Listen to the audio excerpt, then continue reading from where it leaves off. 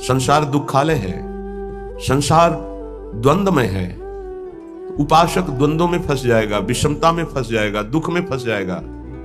प्रभु द्वंद्वातीत है, प्रभु सुख राशि है, आनंद राशि है, सहज कृपालु है, समस्त सद्गुणों के भंडार हैं। जब हम प्रभु का चिंतन करते हैं तो वही हमारे हृदय में अंश रूप से प्रकाशित हो जाता है।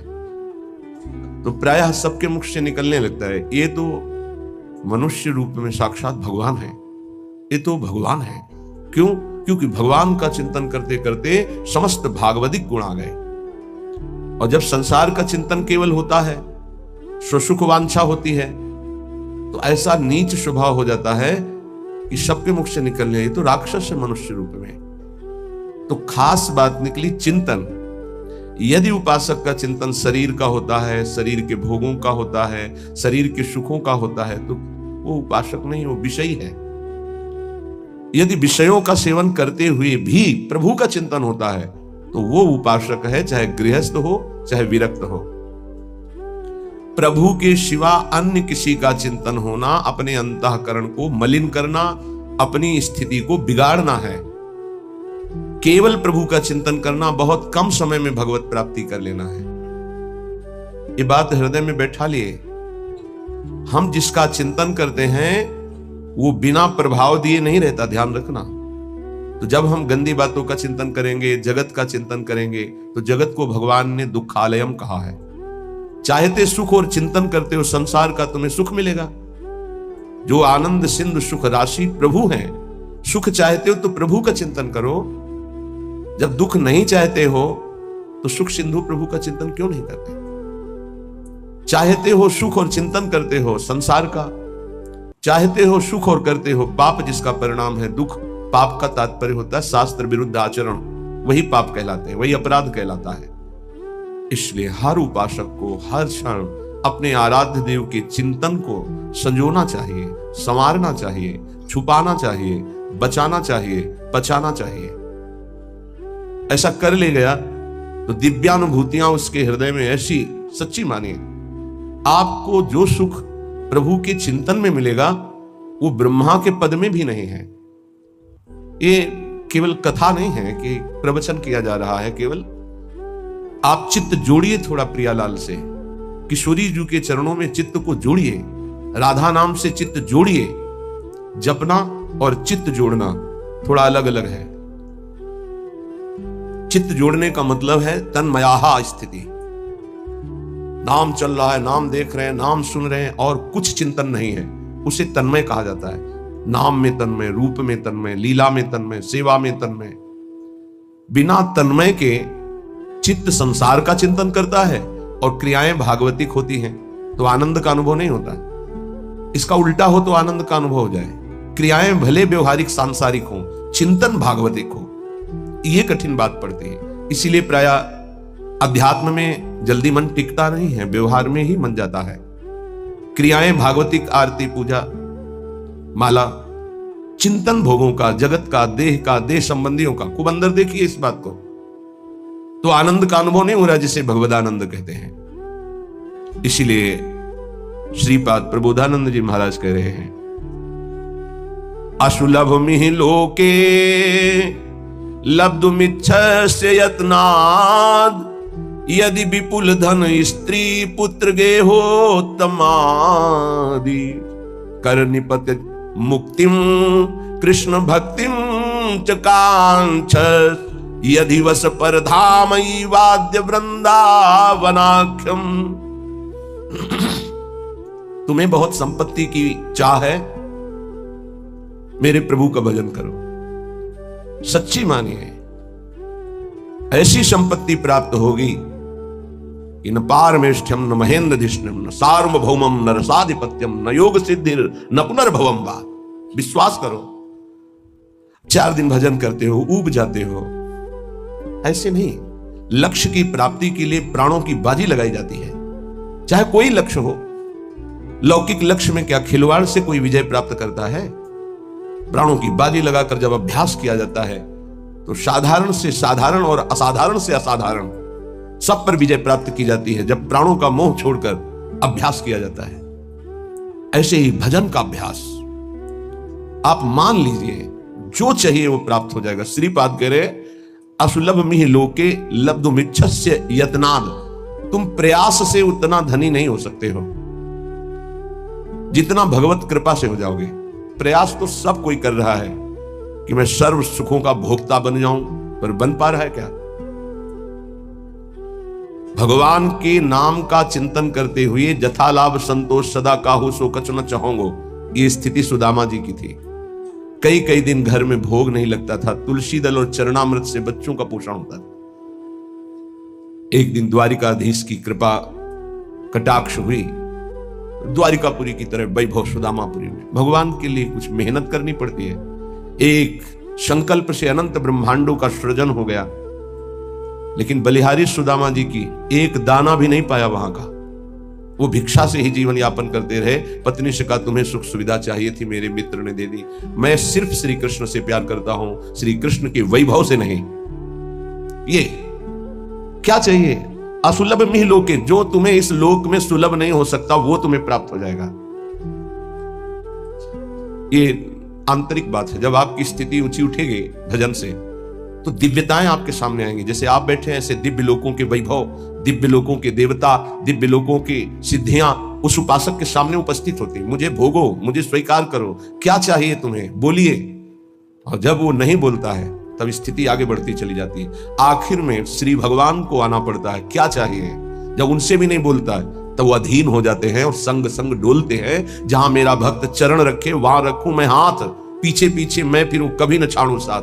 मान लो मेरी बात, अगर नाम जब चल रहा है तो असुलभ मिह लोके लब्धुमिच्छस्य यत्नाद, जो बड़े प्रयास से यहां प्राप्त नहीं हो सकता वो तुम्हें प्राप्त हो जाएगा। सबसे बड़ी बात, सूक्ष्मता से विचार कीजिए। आप धन क्यों चाहते हैं? तो उत्तर आएगा भोगों के लिए। सीधी बात है। धन से हम मकान बना सकते हैं, हम सुंदर सुंदर भोग एकत्रित कर सकते हैं, कपड़ा लत्ता भोजन भोग सामग्री सब ठीक है। इन भोगों में सुख है, ये अज्ञान से आपने मान रखा है। नहीं तो ऐसे हैं, जितना आप धन चाहते हो, जो भोग चाहते हो, ये सब उनके पास है, लेकिन असंतुष्ट है। आपकी पहुंच नहीं है, इसलिए वो आपसे थोड़ी बताएंगे। अपने लोगों को पता है, जिन पदों की आप आकांक्षा करते हैं, जिन भोगों की आकांक्षा करते हैं, जिस वैभव की आकांक्षा करते हैं, वो वैभव है, वो पद है, वो भोग है। पर एकांत में रोते हुए नजर आए हैं, रोते हुए। मान लीजिए, बिना श्री भगवान के भजन के तुम्हें कहीं विश्राम नहीं मिल सकता। अगर संपत्ति ही चाहिए तो 5 वर्ष के बालक ध्रुव ने, जब सुरुचि ने झिड़क दिया कि अगर महाराज की सिंहासन पर बैठे हुए गोद में बैठना है तो जा नारायण का भजन कर और ये शरीर छोड़ और मेरे गर्भ से पैदा हो, तब तो सिंहासन का अधिकारी होगा, सुनीति के गर्भ से नहीं। माता सुनीति ने उसी बात को पुष्ट किया, बेटा तू विमाता को कटुवचन बोलने वाली मत मान, वो मां है, ठीक कहती है। महाराज तो मुझे दासी भी स्वीकार करना आप नहीं चाहते, तू परम कृपालु भगवान नारायण का भजन कर, हरि का, और उन्हीं से अपनी चाह की पूर्ति कर। चाह थी मुझे परम पद मिले, परम पद अटल पदवी ऐसी मिली, सप्त ऋषि उसकी परिक्रमा करते हैं, ध्रुव जी की सप्त ऋषि परिक्रमा करते हैं, ऐसी पदवी प्राप्त हुई। क्या चाहिए? अपना कितना प्रयास कर लेंगे आप? हम ये नहीं कहते कायर बन करके बैठ जाओ, आप अपने कर्तव्य का पालन करें, पर नाम जप करते हुए। जो चाहिए विश्वास कीजिए, अगर भगवान का भजन करते हुए तुम भगवत प्राप्ति नहीं कर पाते, भ्रष्ट हो जाते हो, तो श्रीमान कुलवानों के यहां तुम्हारा अगला जन्म होगा, परम पावन, जहां वैभव ही वैभव है। जिन भोगों में तुम भ्रष्ट हुए हो, उस भोगों की बाहुल्यता होगी, और भक्ति के संस्कार उन भोगों से वैराग्य दिलाकर अगला जन्म भगवत प्राप्ति करा ही देगा पक्का। 2 प्रकार का जन्म होता है योग भ्रष्ट का। यदि वो भोगों में भ्रष्ट हुआ है तो भोग की बाहुल्यता और भक्ति संपन्न घरों में जन्म होगा, और यदि वो वैराग्य की चूक हो गई है तो अगला जन्म उसको सीधे ऐसे गृहस्थों के यहां होगा जो अकिंचन वैरागी और भगवत भक्त होंगे, जहां जन्म से वैराग्य के संस्कार और फिर भगवत तत्व का बोध, भगवत प्राप्ति। घाटा तो है ही नहीं। थोड़ा भी नाम जप किया तो दुर्गति से बचाकर सदगति में लगा देगा। जो चाहिए उपरा विश्वास कीजिए। पर किसान भी खेती बोता है तो इंतजार करता है, सुरक्षा करता है, सींचता है, निकालता है, तब वो जाकर के कहीं फसल प्राप्त करता है। ऐसा नहीं कि दूसरे तीसरे दिन उसे फसल मिल जाती है। आज आप नाम जपना शुरू, सोचते हैं एकदम चमत्कार हो जाए, जो कहा जा रहा है एकदम संपत्ति आ जाए, एकदम सारे दुख मिट जाए। ऐसा नहीं होता, ऐसा नहीं होता। कोई कार्य एकदम ऐसे नहीं होता, उसकी भूमिका बनती है। पहले अनर्थों की निवृत्ति होती है, जिसको पाप कहते हैं। पाप प्रवृत्ति का नाश होता है, पहले पाप नाश, फिर पाप प्रवृत्ति का नाश, फिर भागवतिक भावों का उदय, फिर जो चाहोगे प्राप्त हो जाएगा। विपुल धन स्त्री पुत्र गे हो तमादि, उत्तम स्त्री उत्तम पुत्र उत्तम धन जो चाहिए मिल जाएगा। भगवान ने कहा है आर्त अर्थार्थी जिज्ञासु ज्ञानी 4 प्रकार के भगत होते हैं। एक संकट निवृत्ति के लिए, एक धन प्राप्ति के लिए। धन भी चाहिए तो श्री हरि का भजन करो और अपने कर्तव्य का पालन करो, और जैसे तुम्हें वो रख रहे हो वैसे राजी रहो। आगे चलकर जब इस फसल की अन्न राशि एकत्रित होगी, अर्थात तुम्हारे इस भजन का फल आएगा, तो निहाल हो जाओगे, इसी जन्म में निहाल हो जाओगे। मान लीजिए, प्रार्थना है, मान लीजिए, ये मनमानी आचरण बंद करके भगवान के आश्रित होकर नाम जप कीजिए। ये तुम्हारे गंदे आचरण, गंदा भोजन, गंदे विचार, ये तुम्हारा नाश कर देंगे। जो तुम्हें लगता है अरे कुछ नहीं है, जब विपत्ति और संकट और पापों का फल आता है तब समझ में आता है कि हमने क्या गलती की है। इसलिए कर निपतित मुक्तिम कृष्ण भक्तिम, बहुत सुंदर बात है। यदि तुम्हें विपुल धन चाहिए, सुंदर स्त्री चाहिए, पुत्र चाहिए, वैभव चाहिए, उत्तम घर चाहिए, सच्ची मानिए, बार बार सच्ची इसलिए करें कि आप विश्वास कर लीजिए, विश्वास कर लीजिए। बिना किसी प्रयास के अनायास ही अनंत ब्रह्मांडों का सृजन भगवान ने किया है। ये तुम्हारे लिए कुछ बड़ी बात नहीं है, तो क्यों नहीं कर देते भगवान? इसलिए नहीं कर देते कि तुम अपने अहम को पुष्ट किए हो, तो अहंकारी को अपने कर्म का भोग भोगना होता है। ये सिद्धांत है। अहंकार विमूढ़ात्मा करता हमिति मन्यते, तो भोगता उसको बनना पड़ेगा। अवश्यमेव भोक्तव्यम कृतं कर्म शुभाशुभम। अगर अहंकार भगवान के चरणों में समर्पित कर दो, तो जीवन का वो प्रकाश, वो आनंद, वो वैभव कैसे तुम्हें बताएं? किस बात की कमी है? हमारा चिंतन प्रभु में नहीं जुड़ा, बस इसी बात की कमी है। अगर हमारा चिंतन जुड़ जाए तो श्रीपाद प्रबोधानंद जी कह रहे हैं असुलभ मिह लोके, जो इस लोक में तुम्हें लुब्ध मिच्छस्य यत्नाद, यत्न करने पर भी नहीं प्राप्त हो सकता, वो विपुल धन स्त्री पुत्र गेहो तमादि, उत्तम गेह, उत्तम स्त्री, उत्तम पुत्र, उत्तम संपत्ति, ये तुम्हें प्राप्त हो जाएगी। बोले नहीं, ये तो मुझे नहीं चाहिए। तो बोले कर निपतित मुक्तिम, तुम्हारे हाथ में मोक्ष पदवी, भजन करो। बोले ये भी नहीं चाहिए। तो बोले कृष्ण भक्तिम च, श्री कृष्ण की प्रेम लक्षणा भक्ति प्राप्त हो जाएगी। परम धाम वाद्य वृंदावनाख्यम, यदि वृंदावन धाम का आश्रय लेकर भजन शुरू कर दिया, सब कुछ प्राप्त हो जाएगा। वृंदाटवी सहजवीत समस्त दोषा, दोषा करानपि गुणा करताम नयंती, पोषाय में सकल धर्म बहिष्कृतस्य, शोषाय दुस्तर महागतयस्य भूयात्।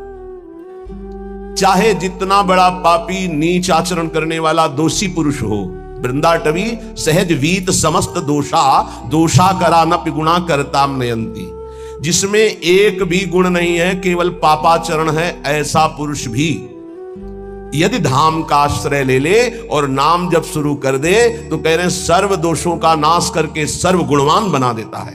महर्षि ब्रह्म ऋषियों की पदवी में पहुंच गए केवल नाम जप करके, भगवान का आश्रय लेकर के।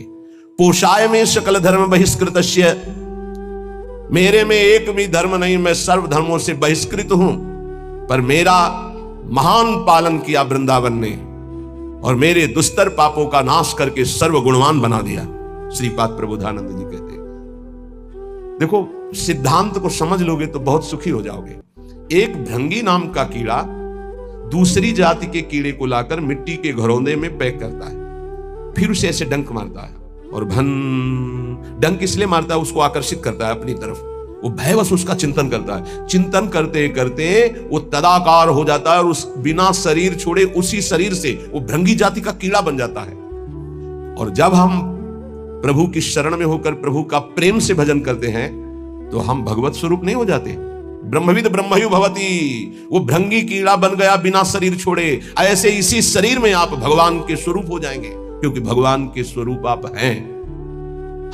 अपने को भूल करके शरीर भाव को प्राप्त होकर आपकी दुर्गति हो रही है। इसलिए वृंदाटवी बहुभवीय सुपुण्य पुंजान, नेत्रातिथिर्भवति यस्य महामहिम्नः। आहा, जिसके अनेकों जन्म के पुण्य प्रकाशित होते हुए वृंदावन में आ पाता है। श्री जी की कृपा, समस्त सुकृत फलीभूत हुए, आपको वृंदावन आने को मिला, वृंदावन में बैठकर सत्संग सुनने को मिला। वृंदाटवी बहुभवीय सुपुण्य पुंजान नेत्रातिथिर्भवति यस्य महामहिम्नः तस्येश्वरः सकल कर्म मृषा करोति ब्रह्मादयस्तमति भक्ति युतास्तुवन्ति। जो वृंदावन आया, सत्संग सुना और जीवन का निश्चय बदल दिया। अब मेरे जीवन का निश्चय है, मैं नाम जप नहीं छोड़ूंगा। तो बोले पूर्व संचित जितने कर्म थे वृंदावन सब भस्म कर देता है। तस्येश्वरः सकल कर्म मृषा करोति। क्यों? वृंदावन के ईश्वर बड़े दयालु हैं। वृंदावनाधीश्वरी और वृंदावनाधीश्वर श्री प्रिया प्रीतम, उनकी कृपा कटाक्ष से यहां आने वाले, यहां आश्रय लेने वाले, यहां भजन करने वाले समस्त पापों से, दोषों से रहित हो जाते हैं। और एक बात खास कह रहे हैं कि सकल कर्म मृषा करोति, आगामी जो कोई गलतियां हो जाएंगी उनका उनको दंड नहीं मिलेगा। ये बड़ी बात है। यही बात हरिवंश महाप्रभु ने कहा अपने शरणागत श्री विठलदास जी को कि तिहारे आगिले पाछले अपराध हरिवंश के भी। पाछले तुम्हारे जो है वो तो नष्ट ही हो जाएंगे, और आगिले अगर कोई हुए तो हरिवंश के भी, उनको हम देख लेंगे, तुम चिंता मत करो। कैसा भरोसा इन महापुरुषों के वचनों से प्रकाशित होता है। इनको छोड़कर अब कहां किसका आश्रय ले। और खास बात कह रहे हैं, ये तो सब हो ही जाता है, उसमें ऐसे प्रेम का प्रादुर्भाव होता है। ब्रह्मादयस्तमति भक्ति युतास्तुवन्ति, ब्रह्मादि बड़े बड़े ईश्वर कोटि के महाभागवत उसकी वंदना करते हैं, जो वृंदावन प्रेम रस को प्राप्त हो जाता है। इसलिए वृंदावने सकल पावन पावनेस्मिन् सर्वोत्तमोत्तम चर स्थिर सत्व जाते श्री राधिका रमण भक्ति रसैक कोशे तोषेण नित्य परमेण कदा वशामि। सकल पवित्रों को पवित्र करने वाला, जैसे भगवान शंकर, भगवान सनंदन सनातन आदि, श्री उद्धव जी आदि, ये बड़े बड़े महापुरुष जिस रज की याचना करते हैं, ये कौन है? ये जगत को पावन करने वाले। तो कह रहे हैं वृंदावने सकल पावन पावनेस्मिन्, जो रज शिव शनकादि के याचक, बड़े बड़े पावन करने वालों को भी पावन करने की सामर्थ्य वृंदावन की रजरानी में है। यहां जो जड़ चैतन्य वास कर रहे हैं, श्री राधिका रमण जी, राधा रमण जी महाराज, उस पर बहुत प्रसन्न होते हैं। मेरे घर में रह रहा है। तो बोले जो यहां वास नहीं कर रहे वो, बोले आश्रित है। आश्रित की भी वही गति होती है जो वास करने वाले की होती है, लेकिन हृदय से संपूर्ण आश्रय वृंदावन का हो। तो भक्त रसैक कोशे तोषेण, जब राधा रमण जी प्रसन्न हो जाते हैं तो अपना खजाना खोल देते हैं। तोषेण तो क्या? भक्ति रसैक कोशे, भक्ति रस का खजाना खोल देते हैं। दिव्य लीलाएं अंदर चल रही है, दिव्य भाव अंदर चल रहे, उसी में परमानंद में डूबा हुआ है। नित्य परमेण कदा वसामि, क्या कभी मेरे जीवन में ऐसा अवसर आएगा कि मुझे ऐसे श्रीधाम वृंदावन में वास मिले और मैं निरंतर प्रिया प्रीतम के चिंतन में ऐसे डूबूं जैसे मछली जल के बिना जीवित नहीं रह सकती, ऐसे एक आधे क्षण के लिए भी यदि हमारा चिंतन छूटे तो प्राण व्याकुल हो जाए।